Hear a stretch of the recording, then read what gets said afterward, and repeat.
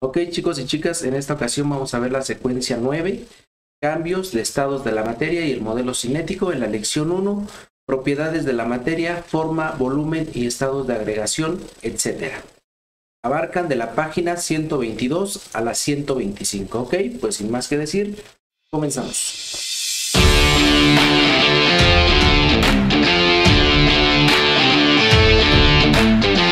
Y dice: propiedades de la materia, forma, volumen, estados de agregación, compresibilidad, etc. El hielo flota en el agua, y es sorprendente que un hecho tan simple tenga repercusiones enormes para la vida en nuestro planeta. Cuando en un cuerpo de agua se forma hielo, este flota y congela las capas superficiales del líquido. Esta capa de hielo aísla térmicamente el agua bajo ella. Gracias a este efecto aislante, las aguas profundas no se congelan ni se enfrían demasiado, por lo que diversos organismos habitan en ellas. ¿Qué ocurriría si el hielo se hundiera? Al irse al fondo, el agua se congelaría, el hielo del fondo no se derritiría con el calor del sol y casi todos los océanos de la Tierra estarían congelados a ciertas profundidades, haciendo imposible la vida en el planeta. Inciso A. ¿Estás de acuerdo con que si el hielo no flotara, se afectaría la vida en todo el planeta? Argumenta. Sí afectaría en todo el planeta porque, como lo acabamos de leer entre líneas, no sería posible la vida de muchas especies. Y al no existir esa vida de otras especies, acuérdense que todos respondemos a una cadena de alimentación, ¿no? Depredadores, y pues, nosotros somos depredadores, también nos abastecemos de otros tipos de especies, es decir, un depredador consume a otros tipos de especies, ¿sale? Entonces, se rompería esta cadena alimenticia, ¿sale? Por eso no sería posible. Inciso B. El agua se presenta en distintas formas: líquida, sólida y gaseosa. ¿Sabes qué características tiene cada una? Explica en términos de modelo cinético de partículas. Acuérdense que habíamos dicho que el modelo cinético es el que nos habla de las partículas, ¿no? Es decir, en estado líquido, vamos a hablar en la sólida primero. En el sólido, estas partículas prácticamente no se mueven, ¿no? Es decir, prácticamente nada más vibran. En el líquido tienen un poco más de espacio, por lo que se mueven un poco más estas partículas. Y en el gaseoso se mueven, tienen mayor movimiento, ¿no? Tienen mayor movimiento y entonces esas partículas, obviamente por eso tienen, por decirlo de alguna forma, menor densidad, ¿no? Que ahorita ya vamos a ver a qué me refiero con esto. Inciso C. En general, en distintas sustancias, una misma cantidad de materia en estado sólido es más pesada que en un líquido. ¿Consideras que esto sucede también con el agua? No sucede lo mismo con el agua porque, como lo estamos viendo aquí en este ejemplo, en el hielo flota, ¿no? Es decir, el sólido sería el hielo, el líquido sería el agua. Sin embargo, aquí vemos que el hielo es más ligero, ¿no? ¿Por qué? Porque su densidad es menor que la del agua. Básicamente sería por eso. Inciso D. En equipos compartan y analicen su respuesta y escriban sus conclusiones. Bueno, eso ya le corresponde a cada grupo y tendrían que hacerlo, ¿no? De aquí vamos a leer esto que habla de la materia, ¿no? Que en términos generales es todo lo que ocupa un lugar en el espacio, se llama materia. Pero ustedes tienen que irlo leyendo detalladamente. Pasamos a la página 123. Aquí vamos a ver lo que es el volumen, ¿no? Es importante ir leyendo todo esto. Recuerden que ustedes tienen que irlo haciendo. Nosotros pasamos directamente a analiza y responde. Pregunta 1. Recuerda cómo has calculado el volumen de objetos regulares y contesta. Inciso A. ¿Cómo medirías el volumen de este libro y el de una sola de sus hojas? ¿Cómo lo haríamos? Bueno, eso ya lo hemos visto en geometría, en matemáticas, pero básicamente aquí lo que tendríamos que hacer es sacar las medidas con una regla de nuestro libro y hacerlo con la fórmula de volumen de un prisma rectangular, porque nuestro libro no es cuadrado, no es rectangular, ¿o sí? tiene lados, ¿no? Es un prisma rectangular. Sacaríamos este volumen. Y si nosotros quisiéramos saber el de una sola de sus hojas, bueno, el volumen hay dos formas. Podríamos medir la de la propia hoja y ver más o menos calcular. O podríamos directamente de este resultado que nos dio del volumen de nuestro prisma rectangular, dividirlo entre el número de hojas y así sacaríamos el de una sola de sus hojas. ¿Sale? Inciso B. ¿Cómo medirías el volumen de una piedra, un melón, un balón o el de tu cuerpo? Bueno, una forma fácil, por ejemplo, el de una piedra sabemos que no tiene una forma, decirlo de alguna forma, las piedras no son cuadradas o difícilmente vamos a encontrar una piedra cuadrada o rectangular o completamente circular. En el caso de nuestro cuerpo, pues tenemos extremidades como son los dedos, ¿no? ¿Cómo sacamos estas partes? Sería muy complicado, ¿estás de acuerdo?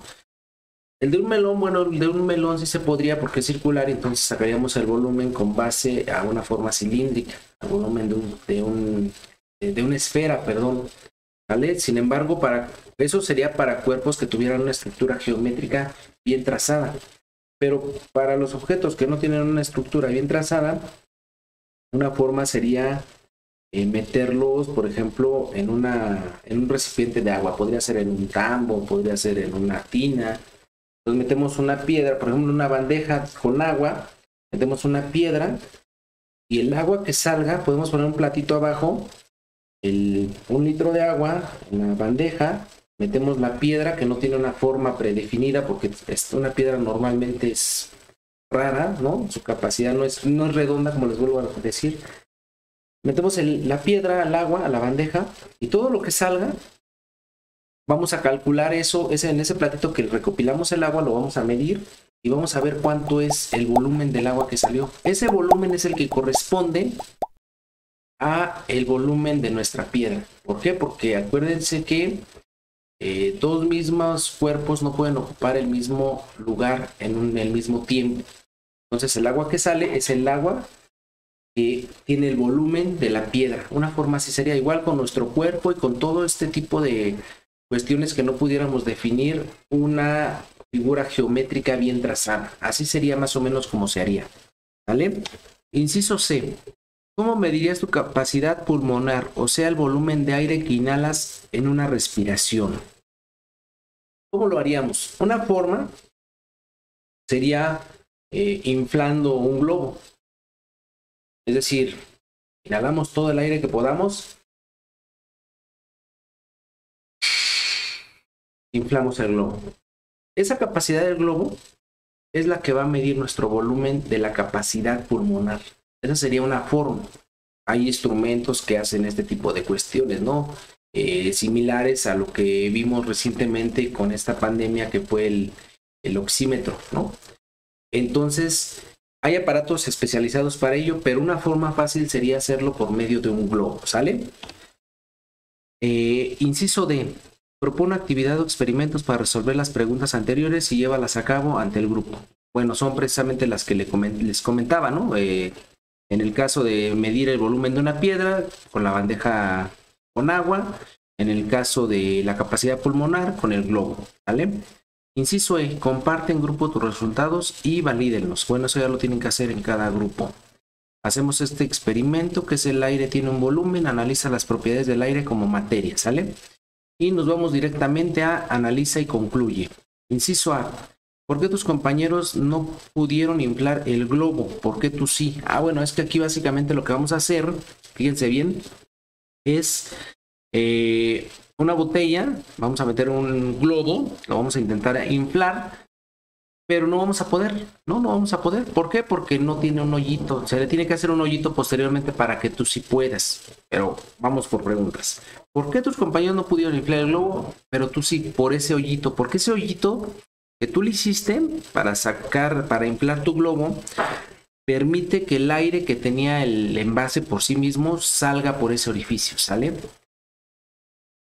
Entonces vamos al inciso B. ¿Qué propiedad o propiedades del aire se manifiestan en esta actividad? Pues sería la del volumen, ¿no? Estamos viendo que el volumen, pues el volumen del aire se saldría, ¿no? Inciso C. Explique en grupo sus resultados a partir de lo que han estudiado sobre las propiedades de la materia. Bueno, eso ya lo tienen que hacer en cada grupo. Pasamos a la página 124.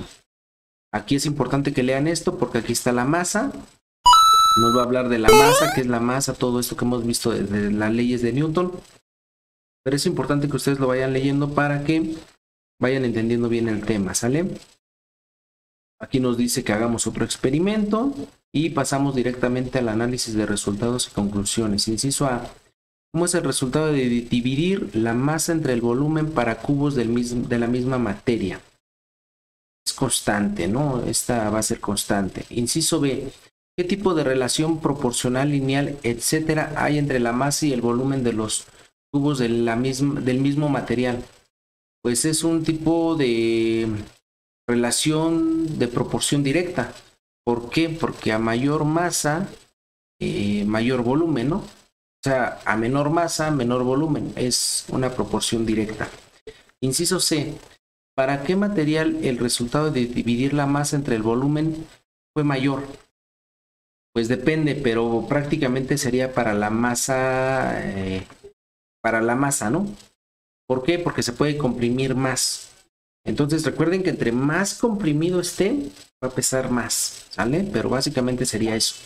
Aunque ustedes si lo hicieron con el migajón y lo comprimieron más que la masa, pues va a ser el migajón, ¿no? Pero normalmente siempre va a ser la masa, por la forma en que está constituida por los ingredientes que lleva la masa, ¿no? Y de ahí le seguiría la plastilina, después el migajón de pan, ¿sale? Inciso D. Considera cubos del mismo volumen pero distinto material. ¿Cómo son sus masas? ¿Observan alguna relación entre la masa del cubo y su respuesta con la pregunta anterior? Lo mismo, ¿no? Aunque sean del mismo volumen pero de distinta materia, es decir, no es lo mismo el de migajón que el de masa de tortillas, ¿no? El de masa de tortillas pues va a ser un poquito más denso, ¿no? Va a pesar un poquito más. Inciso E. Compartan en grupo sus respuestas y escriban una conclusión que relacione los resultados de dividir la masa entre el volumen con cada tipo de material que emplearon. Bueno, eso ya lo hace cada quien en su respectivo grupo. Pasamos a la página 125. Y nos habla de la densidad. Precisamente esto es importante. La densidad se refiere a la cantidad de masa contenida en determinado volumen. Por ello, su valor resulta del cociente de la masa entre el volumen, donde P es densidad, M masa, B volumen, ¿no? Es importante que ustedes lean bien esto para que entiendan a qué me refiero cuando digo densidad. Y pasamos a análisis de resultados y conclusiones. ¿Cuál de las dos botellas es más difícil oprimir? Aquí básicamente el experimento consiste en una botella con agua y una sin agua, es decir, con puro aire. ¿Cuál va a ser más difícil de oprimir? La de agua, ¿no? ¿Por qué? Porque tiene mayor densidad el agua que el aire, ¿no? 2. ¿Qué sucede el volumen del contenido al oprimir las botellas? Pues se va a comprimir o se va a reducir ese volumen, aunque va a ser mucho más difícil comprimir o oprimir el volumen de la botella de agua, ¿no? Punto 3. Propongan una hipótesis para explicar la diferencia de compresibilidad entre el aire y el agua a partir del modelo de partículas y valídenlo en grupo. Bueno, eso ya lo tendrán que hacer cada quien en su grupo, ¿sale? Pasamos a la siguiente. Pregunta 1. Responde de nuevo las preguntas de la situación inicial. Inciso A. Cuando cierta cantidad de agua se congela, su volumen aumenta. ¿Cómo cambia su densidad? Su densidad disminuye, ¿no? En el caso del agua que veíamos que se congela el agua y hay hielo en la superficie, pues su densidad disminuye. ¿Cómo es su densidad en relación con el agua líquida? Pues es menor. Tan es menor que flota, ¿no? Punto 2. Cuando el aire se calienta, su volumen aumenta. ¿Cómo cambia la densidad en relación con el aire que lo rodea? Pues la densidad del aire que se calienta es menor que la del aire que lo rodea. Punto 3. Investiga por qué el hielo flota y los globos del aire se calientan y eleven. ¿Por qué? Bueno, inciso A. ¿Hay alguna relación entre la densidad y la dureza de los materiales? Bueno, vamos a poner primero esto. ¿Por qué? Porque la densidad del hielo que flota y los globos de aire caliente es menor que a su alrededor, ¿no? En el caso del hielo, el agua alrededor. En el caso del aire caliente, del aire que está a su alrededor. Ahora sí, inciso A. ¿Hay alguna relación entre la densidad y la dureza de los materiales? Sí. Por lo regular, entre más densos, más densidad tenga un material, será más duro, ¿no? A excepción de casos, por ejemplo, como ahorita lo que veíamos del agua, ¿no? El agua cuando se convierte en hielo, esta flota. Pero es porque el volumen del agua o del océano es mucho mayor. Entonces, obviamente, entre todo este volumen, pues el agua, el hielo flota, ¿no? Pero si el hielo fuera mayor cantidad, mayor su volumen, sería más pesada su densidad y se hundiría. Entonces, sí es cierto que se congela una parte del agua, del mar, pero si lo comparamos a la proporción del volumen del mar o del océano, es mucho menor. Por eso su densidad es menor y flota. ¿Sale? Inciso B. El término densidad se usa en muchos contextos. ¿Podrías interpretar ahora frases como densidad de población o densidad de ideas?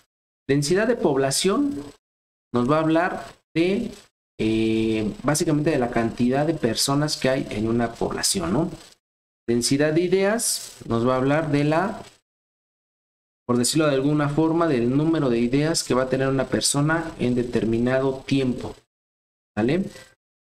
Punto 4. En grupos compartan sus respuestas y analicen el uso que se ha dado a las propiedades de algunos materiales.